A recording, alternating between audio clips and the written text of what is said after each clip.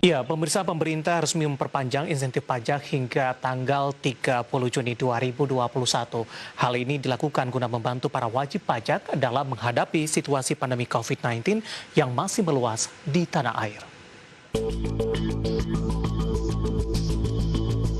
Kementerian Keuangan secara resmi memperpanjang insentif pajak bagi masyarakat hingga tanggal 30 Juni 2021.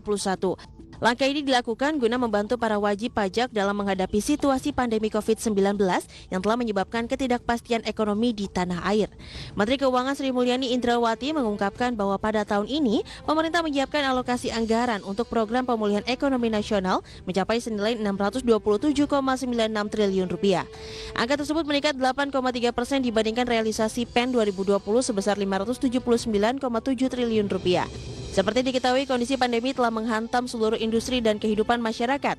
Untuk itu, pihak Kemenkyu akan terus mengarahkan kebijakan fiskal dan APBN terbaru untuk melindungi rakyat serta mendukung aktivitas pemulihan ekonomi.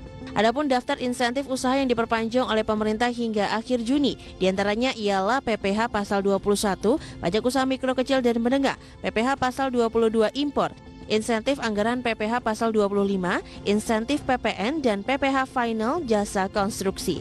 Berbagai sumber IDEX Channel.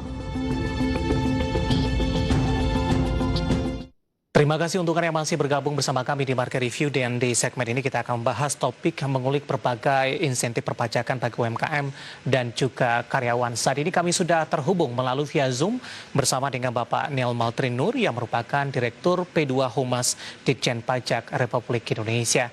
Dan saat ini kami sudah terhubung melalui via Zoom, kita akan langsung sapa saja. Selamat pagi Pak Neil Maltrin. Selamat pagi Mas David. Terima kasih Pak Neil Maltrin sudah meluangkan waktu di IDEX Channel. Pak Neil Maltrin, pemerintah memperpanjang pemberian insentif pajak hingga 30 Juni 2021. Sebenarnya apa saja insentif pajak yang diberikan tersebut? Baik Mas David, jadi insentif pajak untuk tahun 2021 ini merupakan perpanjangan dari insentif pajak yang sebelumnya, kelanjutan dari Peraturan Menteri Keuangan 110, dan saat ini diperpanjang dengan Pemka 9. Nah, terkait dengan hal-hal apa saja yang diberikan, secara garis besar insentif perpajakan ini meliputi 6 hal. Jadi untuk karyawan diberikan insentif PPh pasal 21 ditanggung pemerintah. Dan kemudian ada juga pemberian insentif pembebasan PPh pasal 22 impor. Kemudian untuk angsuran PPh pasal 25 ini diberikan pengurangan. Serta untuk PPN ada yang dinamakan pengembalian pendahuluan, Mas. Dan yang terpenting di sini ada juga PPh ditanggung pemerintah untuk UMKM.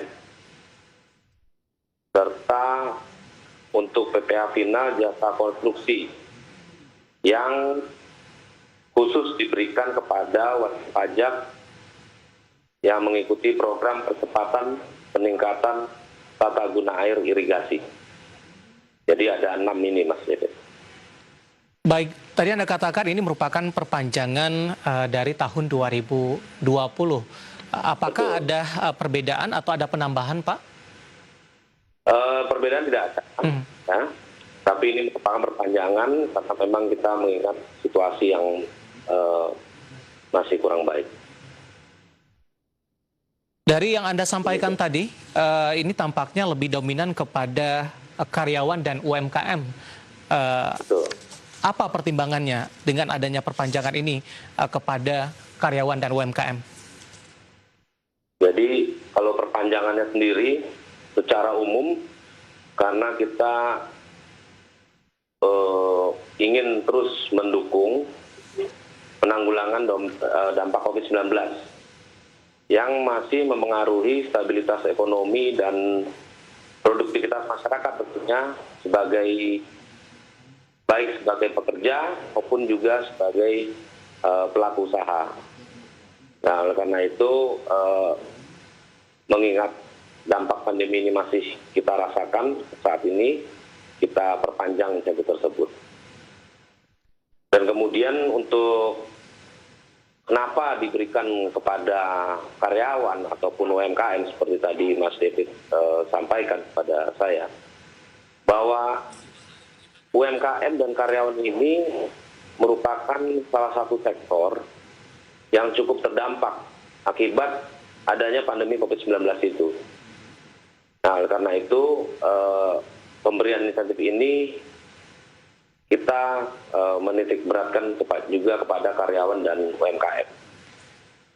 Baik, Pak Anil Madril, menarik, kita akan jeda terlebih dahulu, Pak. Nanti kita akan coba bahas ketika saya memposisikan diri sebagai UMKM ingin memanfaatkan insentif ini. Ini bagaimana caranya dan tahapan-tahapan apa yang harus dilakukan begitu. Nanti kita akan lanjutkan dan pemirsa bersama kami, Market Review akan segera kembali sesaat lagi.